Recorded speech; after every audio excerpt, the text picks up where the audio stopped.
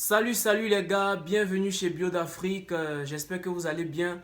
Moi je vais super bien. Comme promis, je vous avais dit que j'allais vous faire une vidéo où j'allais parler de 4 erreurs à ne pas faire si vous souhaiterez effectivement débuter aussi dans la pisciculture au sol. Et donc sans plus tarder, nous allons commencer avec la première erreur. La première erreur est de stocker trop de poissons dans une même densité.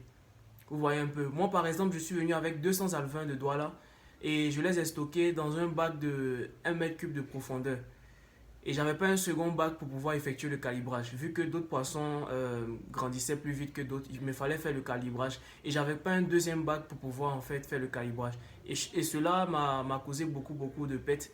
Parce que certains poissons sont morts, soit mangés par d'autres, ou bien soit qui ont jumpé aussi, qui ont sauté hors du bac en fait. Parce que bon, il n'y a pas de place et tout, donc c'est serré en fait.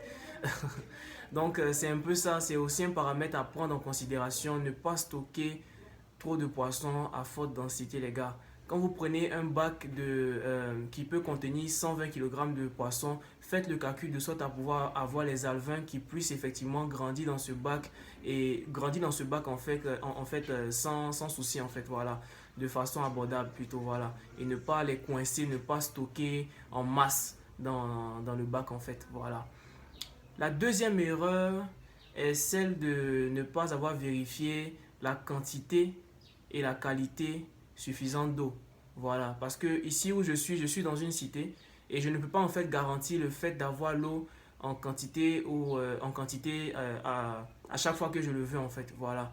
Et ça a été aussi un truc aussi qui m'a causé aussi pas mal de soucis parce qu'il y avait des fois où il me fallait changer l'eau et lorsqu'il me fallait changer l'eau, je n'arrivais pas à changer, je n'arrivais pas à plutôt remplir l'eau jusqu'à la quantité voulue en fait.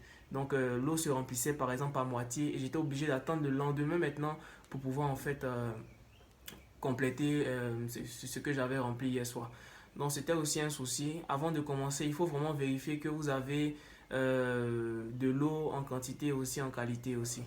Voilà.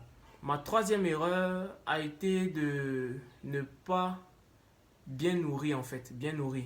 Bon, j'ai fait le calcul pour savoir combien d'aliments est-ce qu'il me fallait donner aux poissons par jour en fonction de la quantité que j'avais dans le bac. Néanmoins, je ne suivais pas toujours le résultat de ce calcul à la lettre en fait. Voilà, et cela aussi m'a causé aussi pas mal d'ennuis, voilà. Donc ne faites pas comme moi les gars, il faut bien nourrir vos poissons. Quand vous faites le calcul pour la quantité de poissons dans le bac, il faut effectivement respecter cela à la lettre. Moi par exemple, je devrais normalement le faire de telle sorte que je donne la moitié de la quantité par jour en journée et après maintenant une autre moitié maintenant le soir. Mais il y avait des fois où je n'avais pas le temps et tout, donc il me fallait en fait tout remettre une fois pour qu'ils puissent manger. Et ça ne marchait pas en fait, voilà. Quand les poissons sont rassasiés, ils arrêtent de manger. Donc il y avait de l'aliment qui était juste au-dessus de l'eau et bon, c'était aussi beaucoup de pètes en fait.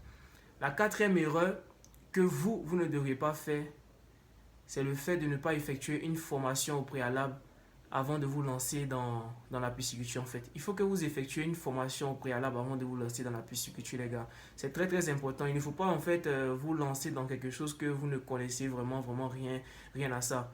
Voilà. À part si vous avez beaucoup d'argent que vous voulez dépenser. Non, je blague les gars, mais en vrai c'est ça. Avant de vous lancer dans la pisciculture, cherchez à faire une formation de ça en fait, de sorte à pouvoir mieux maîtriser même les bases avant de vous lancer. Parce que c'est effectivement avec l'expérience de la pratique que vous pourriez beaucoup plus ne pas refaire en fait les mêmes erreurs que vous avez faites en fait lorsque vous avez débuté. Mais avant même de débuter, il faut vraiment effectuer une formation. Voilà. Ça vous aidera aussi beaucoup plus. Voilà. Et moi en tout cas, j'aimerais vous dire que je suis disposé.